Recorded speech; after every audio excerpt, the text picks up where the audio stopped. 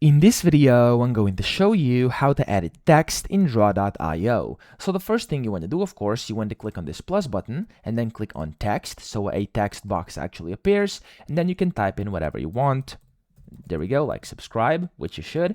And then here you can basically move this around. You can click on it to basically change whatever it says. You can stylize it over here. You can change the font, the size of the font, the actual font you want to use, for example, Georgia. And here you can make it either italic, underlined, bold. You can basically do a strike through if you wanna. You can set its position inside the text box, change its size. You can go ahead and change the background color as well as the font color over here like this. There we go. And you can then move it around. You can flip it. You can rotate it. You can do whatever you want with it. Okay, so use this style, text, and arrange buttons up here, or just go ahead and mark it and you can change that specific text that's highlighted directly. Okay, now that's pretty much it. I hope this video helped you out. If it did, please subscribe to the channel and help me out as well.